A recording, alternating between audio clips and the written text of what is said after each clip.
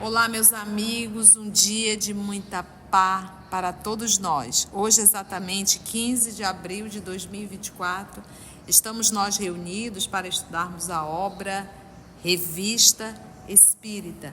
E nós estamos no ano de 1860, o mês de dezembro. Esse trabalho é conduzido pelas nossas queridas amigas Aramita e Carla. E já aproveito, vou envolver a nossa irmã Carla para fazer a nossa prece de gratidão. Jesus amado, que alegria poder nos reunirmos novamente para estudo, para trabalho, para aprendizado. Nesse clima fraterno, nesse local aprazível, te agradecemos mais essa misericórdia para conosco e te pedimos ainda uma vez para nos orientar e nos iluminar nesse estudo. Fica conosco hoje e sempre, Mestre amado, que assim seja. Que assim seja. Nós estamos vendo o comentário do Kardec sobre a obra da História do Maravilhoso do senhor Figelier, que era um cientista da época e escreveu um livro sobre as mesas girantes. E nós vimos na semana passada que ele começou a citar um texto integral desta obra, onde ele vai explicar qual é a explicação científica, né, vamos colocar entre aspas, do que acontece com as mesas girantes. Na verdade, mais as impressões do senhor Figelier, né, sobre essas mesas girantes. E ele continua o senhor Figelier. Uma vez chegado a esse estado, quer pelos passes de um magnetizador, como se faz desde Mesmer, quer pela contemplação de um corpo brilhante, como operava Braid, imitado depois pelo Sr. Phillips, e como operam ainda os feiticeiros árabes e egípcios, quer simplesmente, enfim, por uma forte contenção moral, de que já citamos mais de um exemplo, o indivíduo cai nessa passividade automática que constitui o sono nervoso. Então, ele explicou, né, que as mesas giravam, que podia ser hipnotismo, que podia ser pelo biologismo, que podia ser por sugestão, e agora ele está dizendo que pode ser como os passes magnéticos do Mesmer. E quem foi o Mesmer? Foi o Franz Anton Mesmer, que nasceu em 23 de maio de 1734 e desencarnou em 5 de março de 1815, aos 80 anos. Ele foi um médico alemão e fundador da teoria do magnetismo animal, chamado mesmerismo. Devido às suas alegações parapsicológicas e outras consideradas pseudocientíficas, foi definido por alguns um charlatão e, ao mesmo tempo, foi relatado como precursor do primeiro movimento em larga escala a trazer a atenção para o desenvolvimento no mundo acadêmico ocidental para os fenômenos paranormais, sendo assim muito respeitado por outros. Mesmerismo, o magnetismo animal, a pesquisa fala assim, né? Acreditando que uma energia vital fluía pelo corpo e poderia ser manipulado para curar doenças físicas e mentais. Então, até hoje, a ciência, né, estabelecida dentro do paradigma materialista, ela não acredita que nós temos essa energia vital que flui pelo organismo, né? Não tem nada que comprove isso ainda cientificamente. Então, por isso que ele diz que muitos consideraram Mesmer como um charlatão. Mas ele era um cientista, estudou e fazia muitas aplicações. Perdeu a força de dirigir e controlar a própria vontade e está sob o império de uma vontade estranha. Apresenta-lhe um copo de água, afirmando com autoridade que é deliciosa a bebida, e ele bebe julgando tomar vinho, licor ou leite, conforme a vontade daquele que se apoderou fortemente de seu ser. Privado assim do auxílio de seu próprio juízo, O indivíduo fica quase estranho às ações que executa e, uma vez voltando ao seu estado natural, perdeu a lembrança dos atos que realizou durante essa estranha e momentânea abdicação do seu eu. Está sob a influência de sugestões, isto é, aceita, sem poder repeli-la, uma ideia fixa que lhe é imposta por uma vontade exterior. Age e é forçado a agir sem ideia e sem vontade própria, consequentemente, sem consciência. Então, ele diz que as pessoas ficavam, né? O que é que ele está contando aqui? Na hora das sessões, as pessoas ficavam sentadas, se concentravam por 15 minutos, né? E durante essa concentração tinha alguém entre eles que era um magnetizador, ou um hipnotista, ou um sugestionista, sugestionava, hipnotizava, e a pessoa perdia a consciência de si, fazia coisas, acreditava em coisas, e depois, quando ela voltava, que ela saía desse transe, ela não sabia o que tinha acontecido e acreditava em tudo que tinha, como se não fosse ela. E ele diz que era a própria pessoa que fazia tais movimentos. É engraçado que o Kardec falou aqui que ele explica um monte de coisa, fala muitas coisas, mas não vai ao ponto. E até agora ele ainda não foi ao ponto da comunicação espiritual, né? Ele só está falando de como que a pessoa fica. Ela perde a consciência. Sim, mas e o que ela fala? E a mesa girando? Ainda não chegou nesse ponto. Então, por isso que o Kardec fala que ele coloca um monte de coisa, mas o ponto ele não chega, né? Este sistema levanta uma grave questão de psicologia, porquanto, assim influenciado, o homem perdeu o livre-arbítrio e não tem mais responsabilidade pelas ações que executa. Ainda nada a ver com as mesas, né? Age determinado por imagens intrusas que lhe obsidiam o cérebro, análogas a essas visões que Cuvier supõe fixadas no sensório da abelha, e que lhe representam a forma e as proporções da célula que o instinto a leva a construir. Para ele testificar as suas falas absurdas, para ele dar notoriedade às suas falas absurdas, vai usando primeiro uma linguagem diferenciada e citando filósofos, citando cientistas, para que possa assim testificar. É como se dissesse assim: olha, eu sou inteligente, viu? Eu conheço bastante, então presta atenção no que eu estou falando. Entendeste isso? Mas no fundo, o assunto em questão ele não tem base. Tudo que ele está falando aqui é qualquer coisa menos espiritismo. Ele isso está aqui chegando com uma saca cheia de informação, mas de que conhecimentos válidos, mas que não explicam que não ele não está falando do espiritismo. E ele cita o Cuvier, o Georges Cuvier, que nasceu em 23 de agosto de 1769 e desencarnou em 13 de maio de 1832, aos 62 anos. Foi um naturalista e zoologista francês da primeira metade do século XIX. É por vezes chamado de pai da paleontologia. Foi uma figura central na investigação sobre história natural na sua época. Comparou fósseis com animais vivos, estabelecendo a anatomia comparada como um método de conhecimento dos seres vivos.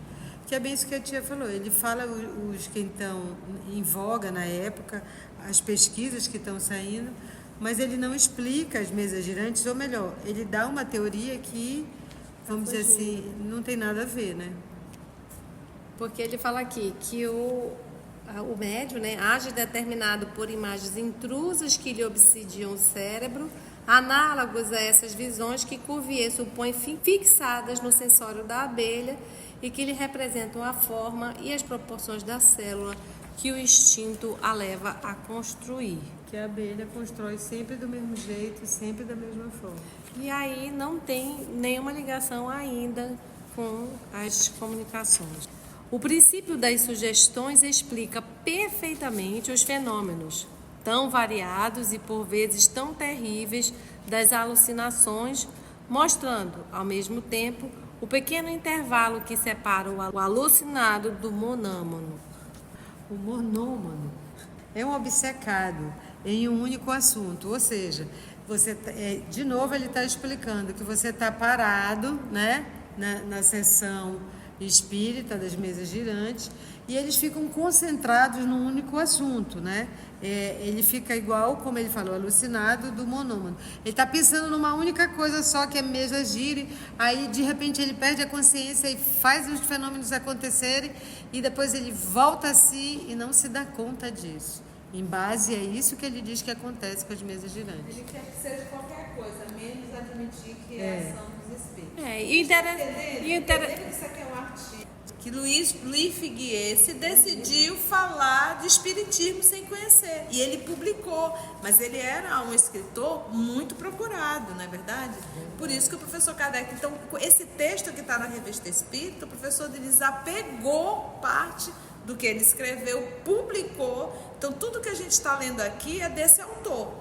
Aí depois nós vamos ver Kardec refutando, porque é assim que se constrói a ciência. Quando ele fala que o espiritismo é uma ciência, ele também tem que pegar aquilo que colocam contra a posição e o que ele publicou. Né? Que é aquilo que a gente diz, tem que refutar. A ciência ela precisa ser refutada. Então, isso, uma vez que você decidiu falar do espiritismo, vamos pegar aqui a sua refutação e eu vou refutar a sua refutação. E quando eu comecei a estudar esse tema, eu achei que ele estava falando que era toda a plateia, né? Porque a gente sabe que tinha os teatros, as reuniões. Para mim era toda a plateia que estava hipnotizada. E aí ele está falando só do médium. E a plateia que viu? Ele não comenta a alucinação geral, né? Então, isso aí que eu fiquei... Bom, ele vai explicar porque todo mundo está vendo a mesa girar. Então, está todo mundo alucinado. E, não, é só do médium. E a plateia que viu, ele desconsiderou totalmente, né? Esse princípio das sugestões sob a influência do sono nervoso parece nos fornecer a explicação do fenômeno da rotação das mesas, tomado na sua maior simplicidade.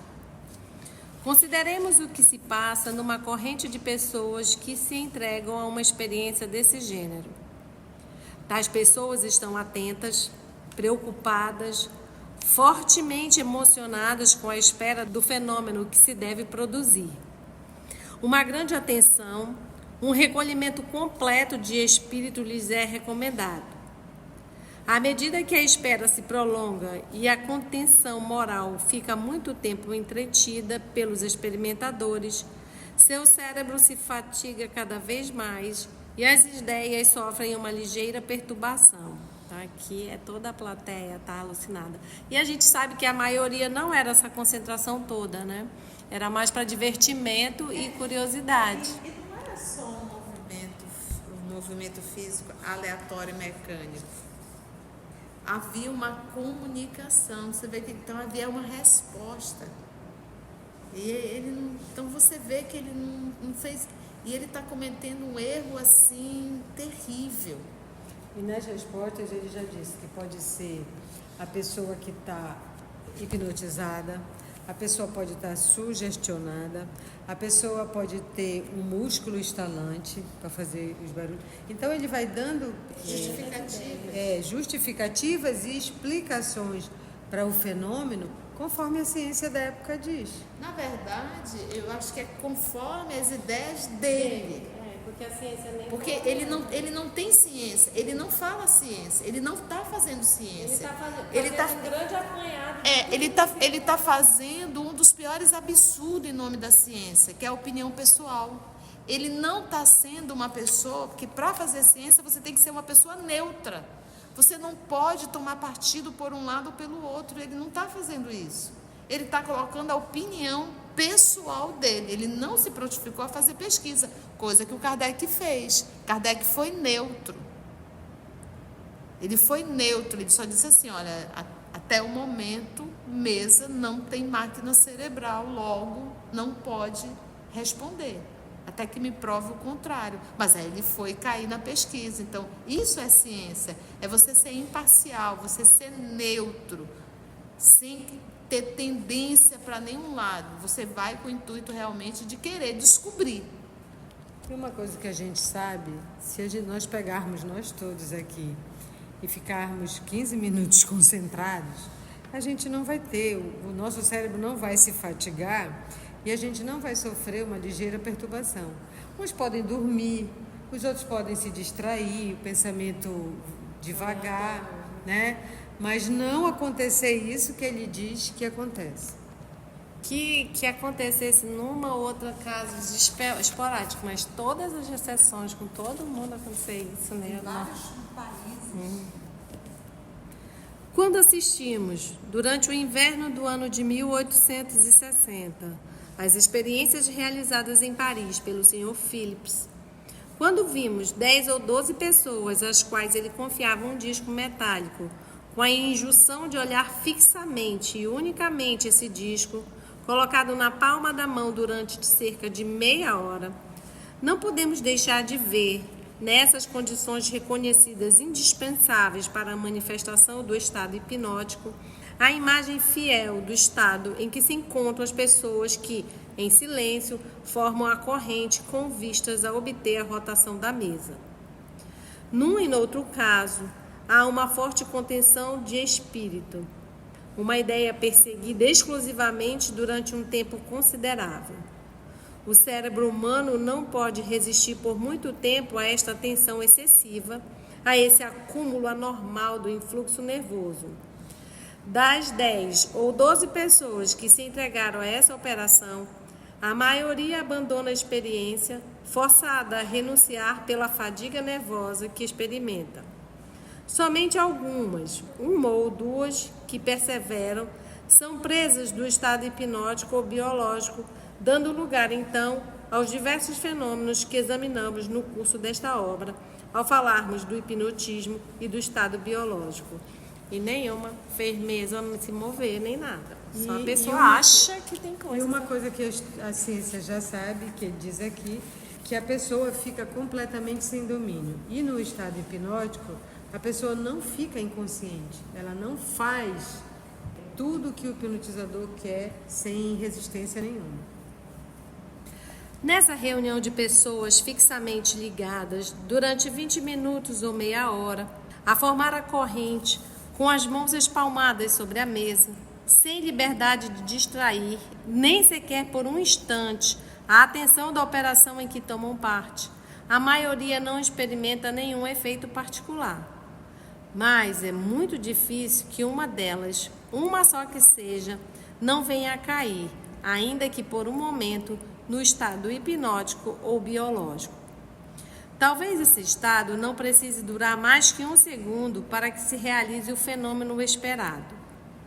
Caindo nessa espécie de sono nervoso, não tendo mais consciência de seus atos e sem outro pensamento que não seja a ideia fixa da rotação da mesa, o membro da corrente imprime inconscientemente o movimento ao móvel.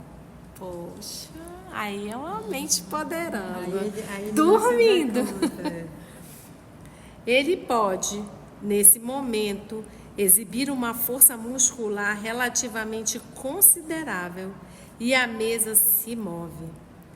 Dado esse impulso, realizado esse ato inconsciente, nada mais é preciso.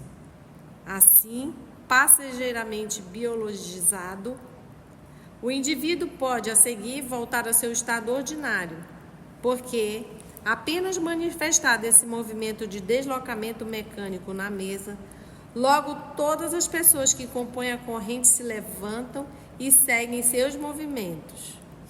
O que está acontecendo nessa reunião que ele foi, eu não sei. Em outras palavras, fazem a mesa marchar, pensando apenas que a acompanham. Quanto ao indivíduo, causa involuntária, inconsciente do fenômeno, posto não guardar nenhuma lembrança dos atos executados nesse estado de sono nervoso, ignora o que fez e, de boa fé, fica indignado se o acusam de haver empurrado a mesa. Até suspeita que outros membros da corrente tenham feito uma brincadeira de mau gosto de que o acusam. Daí essas frequentes discussões e mesmo essas disputas graves que tantas vezes deram origem ao divertimento das mesas girantes. Tal a explicação que julgamos poder dar. Então, realmente é dele. Ele que está querendo explicar com as teorias da cabeça dele.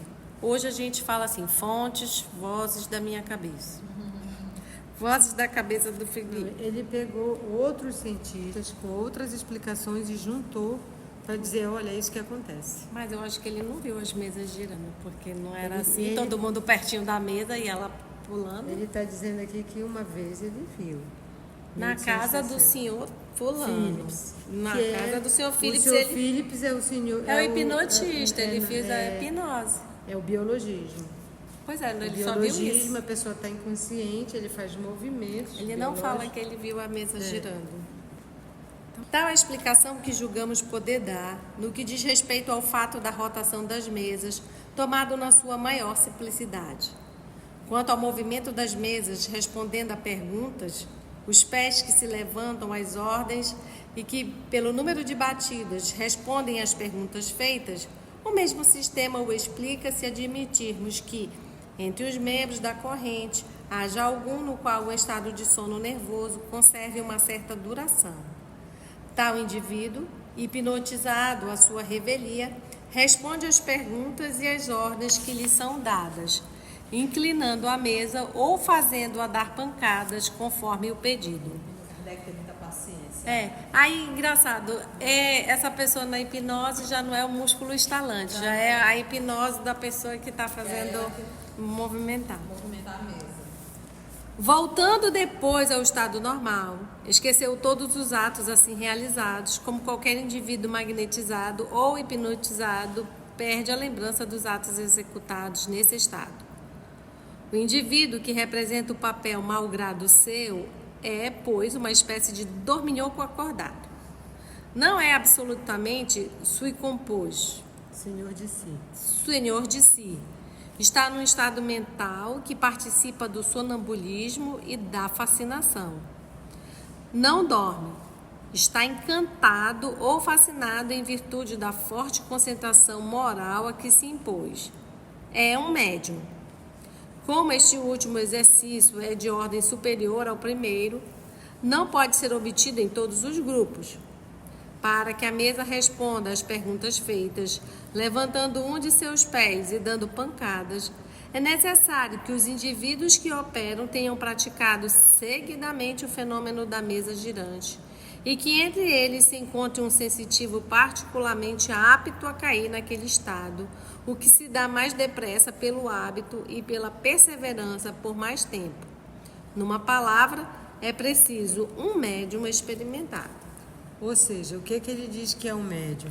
O médium é o indivíduo que foi hipnotizado, né, ou caiu no sono, ele diz que é o dorminhoco, né, dorme acordado, ele não é senhor de si e que nesse estado mental ele faz... Ele fica mais tempo. Ele fica, pois é, Né, dormindo. na concentração ele é o que ficou mais tempo e vai dando as respostas. É ele mesmo que faz isso. Com a força. Mas, dirão, 20 minutos ou meia hora nem sempre são necessários para obter o fenômeno da rotação de uma mesinha de pé de galo ou de uma mesa convencional. Muitas vezes, ao cabo de 4 ou 5 minutos, a mesa se põe em movimento. A tal observação, responderemos que um magnetizador, quando trata com um sensitivo habitual ou com um sonâmbulo profissional, faz este cair em sonambulismo em 1 ou 2 minutos, sem passes, sem aparatos e apenas pela imposição fixa do olhar. Então, antes ele disse que precisava uma concentração de 15 minutos a meia hora. Mas as pessoas dizem, poxa, mas tem mesa que começa a ter o fenômeno com 4, 5 minutos. Aí tem outra explicação. Não, é porque eles já estão trabalhando junto há muito tempo, o magnetizador e o sensitivo juntos. Então, 1, 2 minutos ele já cai no transe e pronto. E na verdade não cai em transe. Fica todo mundo acordado, lúcido. Não, É muito bem explicado Na sessão do senhor Figueiredo, fica. na situação dele. Porque não ficava. Aqui é o hábito que torna o fenômeno fácil e rápido. Do mesmo modo, os médiuns exercitados podem, em pouco tempo, chegar a esse estado de semissono nervoso, que deve tornar inevitável o fenômeno da rotação da mesa ou o movimento imprimindo por ele ao móvel, conforme o pedido feito. E aqui a gente percebe que até o senhor Figuier escreve como uma suposição, né? Pode ter chegado a esse estado que deve tornar inevitável, então nem ele só está falando de suposições da cabeça dele mesmo. Ele identificou algo que era preciso ter uma pessoa que ele vai chamar de médium, mas ele diz que isso é resultado não só do tempo da reunião, mas da frequência. Então, quanto mais tempo ele frequenta a reunião, mais fácil isso se daria na tese dele. O que nós aprendemos quando a gente fala dos efeitos físicos, que o estudo está no nosso canal, livro 2 Médios, está lá no iníciozinho logo, é necessário que haja uma combinação dos fluidos, do médio, do espírito e a permissão divina, para que possa envolver o móvel, o objeto, e esse objeto ser movimentado. Não é o espírito que vai lá e pega com a mão, em absoluto. Mas é essa combinação fluídica. E essa combinação, ela leva tempo. Não é todos os médios que têm capacidade de combinar com vários, né? Então, tem médios, por isso que tem médios específicos. A gente vai pegar o Chico Xavier, ele era um médio que tinha uma facilidade de combinação fluídica muito grande. Isso a gente não encontra em todos os médios. E para finalizar, o Kardec vai dizer o que ele acha dessa obra. Não sabemos como o senhor Figuier explicaria sua teoria aos movimentos que ocorrem, aos ruídos que se ouvem, ao deslocamento dos objetos sem o contato do médium, sem a participação de sua vontade, até mesmo contra a sua vontade. Mas há muitas outras coisas que ele não explica. Aliás, aceitando-se mesmo sua teoria, ela revelaria um fenômeno fisiológico dos mais extraordinários e bem digno da atenção dos sábios. Por que então o desdenharam? O fenômeno, né? Esse fenômeno que todo mundo se concentra e move uma mesa, por que não estamos fazendo alguma coisa então prática com isso, já que é tão simples, né? O senhor Figuier termina o seu Tratado do Maravilhoso por uma breve notícia sobre o Livro dos Espíritos. Naturalmente, ele o julga do seu ponto de vista. Abre aspas, diz o senhor Figuier. A filosofia é antiquada e a moral é enfadonha. Fecha aspas. Fala Kardec. Certamente ele teria preferido uma moral galhofeira e excitante. Mas que fazer? É uma moral para uso da alma. Aliás, ela teria sempre uma vantagem, a de fazer dormir. É para ele, para o senhor Figuier, uma receita em caso de insônia. Então, a gente vê aqui também que o Kardec, apesar de comentar, vê que ele foi uma pessoa leviana nos comentários, não investigou, então também os comentários do Kardec foram bem pueris e passaram de até uma gracinha que ele fez aqui no final, não levando muito em conta as palavras do senhor Figuier. Se você chegou até aqui o final, deixa seu comentário. É muito importante a gente poder ler o teu comentário. Não esqueça de curtir para que possa divulgar a página. Dá o seu like, né? E, se possível, faça a sua inscrição no nosso canal e toca o sininho. Porque quando você toca o sininho, o YouTube avisa para você quando o EOS publicar um novo estudo. Então, receba um grande abraço da família EOS Manaus. E assim finalizamos nosso estudo de hoje. No próximo estudo começaremos com as últimas conversas familiares de 1860. E agradecemos ao nosso Senhor Jesus pela misericórdia de nos permitir esse encontro e aos amigos espirituais que nos intuem, nos auxiliam. E até o nosso próximo estudo, se Deus assim permitir. Que assim seja.